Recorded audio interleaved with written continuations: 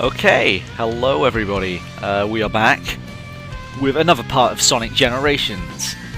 This time we are kicking off the modern era of Sonic Generations with none other than the level from Sonic 06. They chose Crisis City, which is probably the most memorable level in that game. It is to me at least, but mostly because, you know, the max speed section when you're playing as Sonic in Crisis City is such a pain, and I game overed several times. But that happened all over Sonic 06. Let's not drag down this playthrough with Sonic 06 talk, shall we?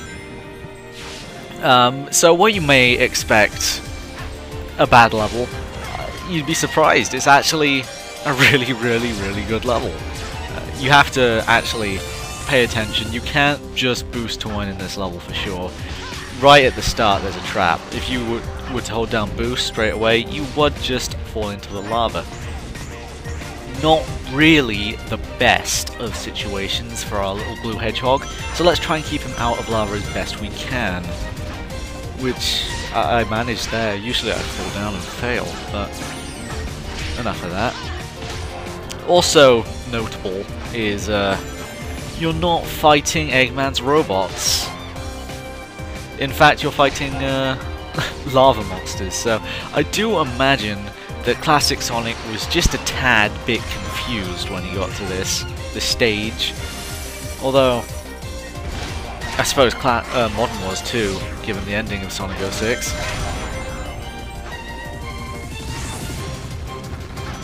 There are a fair few bottomless pits in this level. As such, you do need to be careful where you boost. This also holds true in the classic interpretation of Crisis City, except you need to be wary of where you spin dash, which I don't know if many of you are like me, but I do have a tendency when I'm not paying much attention to just start spin dashing a bit too much and launching off edges.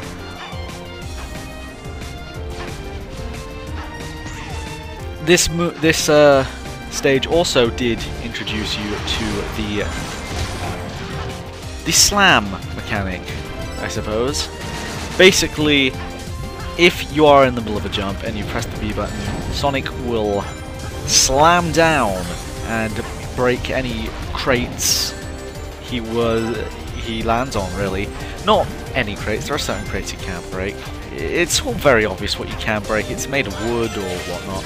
In this level you slam down on the platforms that have been raised by lava to lower them and proceed through the level.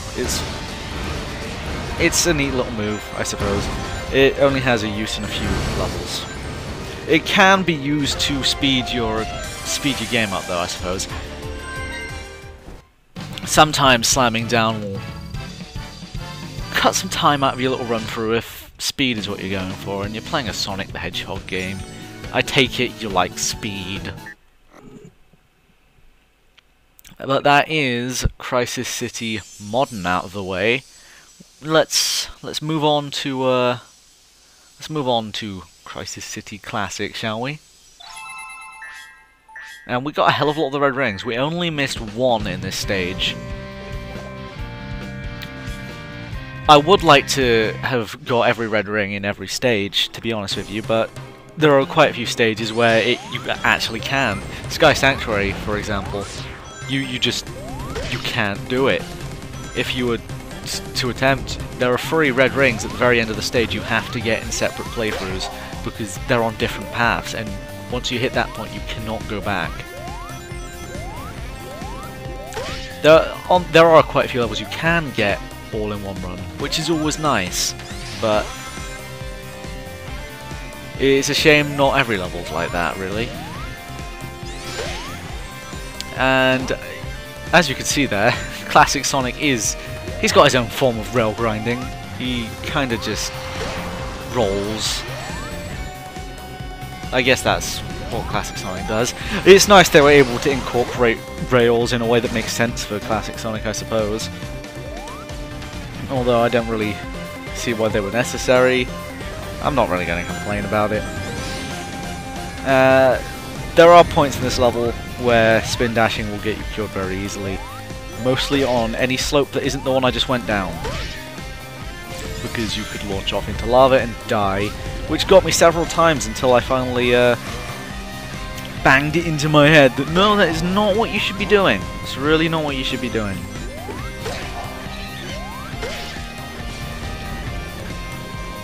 And that just kind of failed right there, didn't it?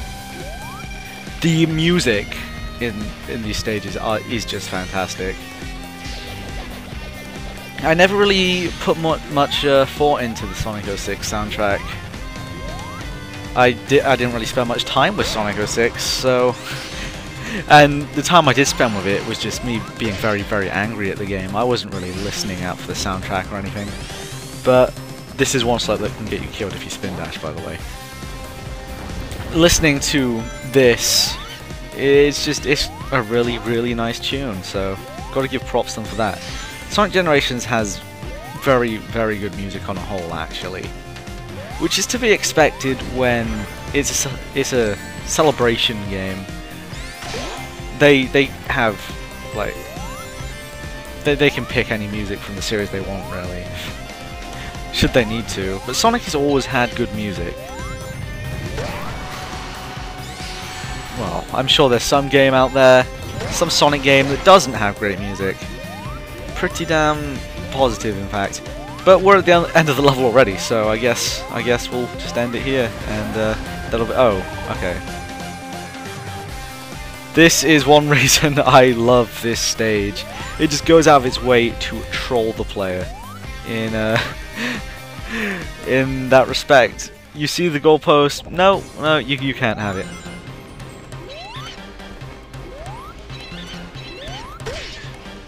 There are also a lot of these red rings in this stage require you to bounce on enemies and stuff.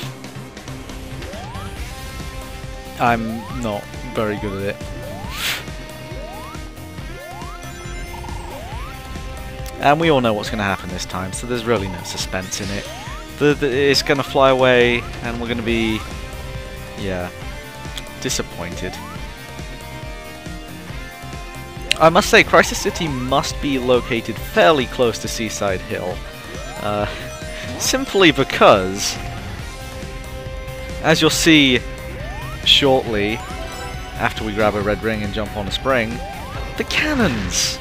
Straight out of Seaside Hill. I have no idea why these immaculate cannons are just floating here on the debris. They don't look damaged. Then again, the springs don't look damaged. I guess there's something about cannons and springs that is apocalypse proof.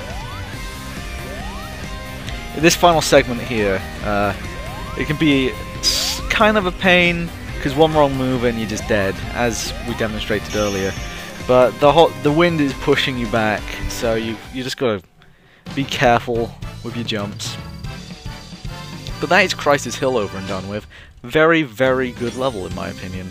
It's nice to see that they managed to take a stage from, let's be honest, a terrible game, and actually remake it in a way that makes it fun. This is actually part Sonic 06 that was good. It wasn't in Sonic 06, but it came from Sonic 06, I should say. And doing those stages has revived Blaze. Thank you. By the way, you seem to look less spiky. Hey. Classic Sonic is just as spiky as modern. Well, I've never really went to count the spines. I'm sure someone has. But now, what comes after Sonic 06? I do wonder on occasion. And that was just so embarrassing I had to keep it in. We are in Rooftop Run. This is a spectacular stage. I actually really like what they did with the classic interpretation of this level. A lot of people were kind of worried about what would happen with the Unleashed stage, seeing as they already have certain assets from the 360 version of Unleashed. And I'm sure a lot of them were reused. But it goes without saying, really, if you can reuse it, you will, won't you? But still, it produced some very fun stages, I'll be honest. And there's some very, very nice touches here in the classic level. For example, the balloons, which remind me a lot of Carnival Night Zone.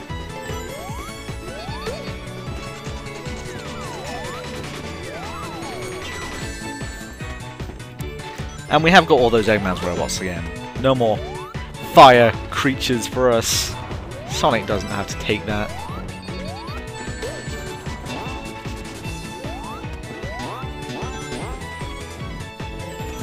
Whoa, look at that ship flying in the background. I have noticed some people claim that that is flying battery, which it isn't. It is far too small to be flying battery. It is just one of Eggman's ships. But it actually comes to play a much bigger role later on during the stage, so keep your eyes peeled. You don't want to miss it. I don't think you really could miss it, but, you know, still, keep your eyes peeled.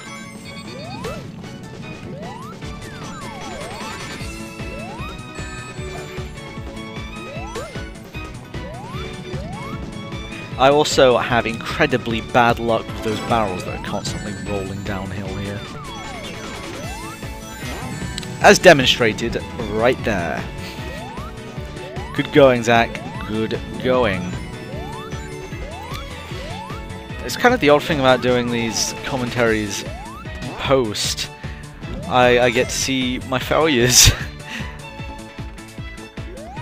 Past Zach is just terrible at video games.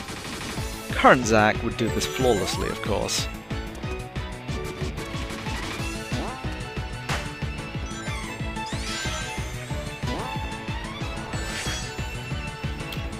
Don't even get me started on why the hell that's there. What functional purpose it has, I have no idea. I guess Eggman placed it there, probably.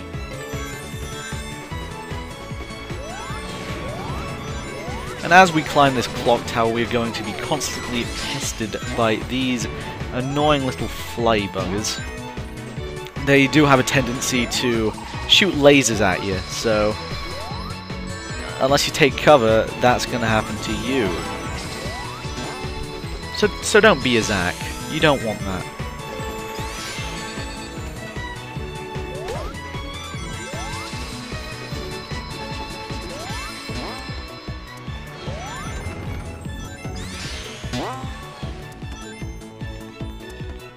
And as I currently fail to actually climb this clock tower... Oh, no, there we go. I do believe in this stage I managed to grab every red ring, so... That's pretty fancy. The red rings are fairly easy to grab in this stage though, so it's nothing special. This is a nice touch here at the clock though. What you need to do is jump on to the hands of the clock and just navigate to the little handles on them to avoid the bombs, and then jump right into the middle of the clock face to proceed. But first I wanted to go and nab that red ring because I'm a completionist when it's possible. And I told you that ship would play a part later on. I sure do hope Eggman's going to pay for the repairs on that clock tower, because Sonic is not. He is kind of a jerk when it comes to paying what he owes.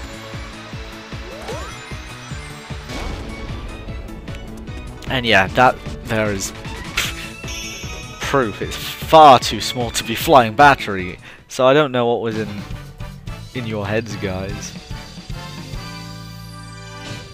And just a B rank. So even if we hadn't died straight there in the beginning, we never would have actually achieved S rank. Which is a shame, but what can you do? We've partially restored colour to Rooftop Run.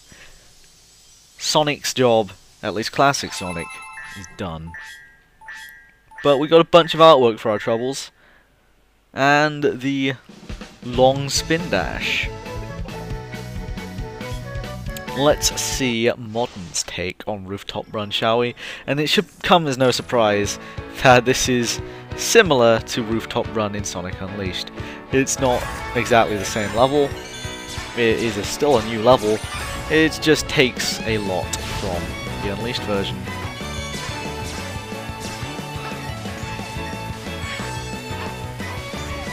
So trying to be fancy and take the top path, you jump into one of those Eggman spinny, slashy buggers. Fancy that. And right there, all my hopes of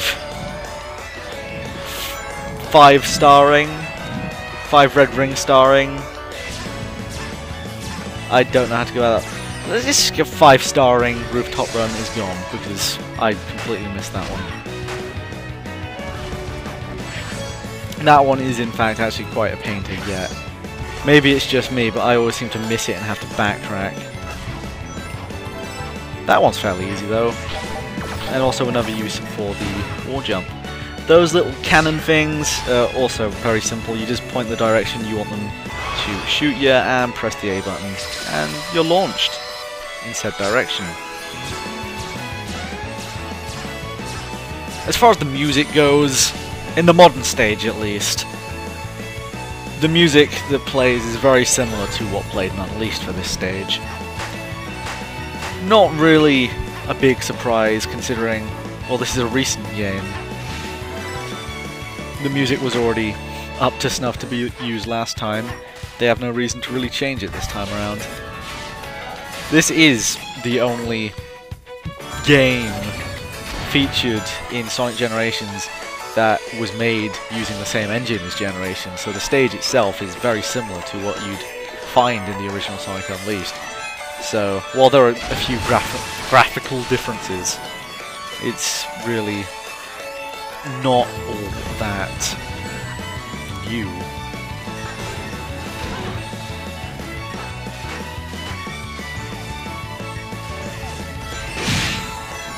And we bypassed the balloons.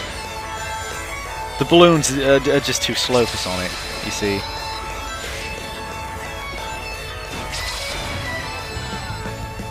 Knocking into, boosting, I should say, into the Egg Robos will actually launch them at those pricks shooting lasers at Sonic. So, you know, if you want to destroy them, go for it. And then the airships start spouting out rings, so you know, that's all well and good. You can never have enough rings, especially if you're planning to turn supersonic. And the perfect bonus bumps that up to an S rank. That is Rooftop Run done and dusted. Who do we save this time? I can tell by just the white outline of the character. I'm pretty sure I know who this is. Spoilers, already knew I've played this game. Yeah, I'm sorry. It's Vector, obviously. Thanks, Sonic. You know, I got a hunch someone or something is controlling that monster. Oh, you don't say.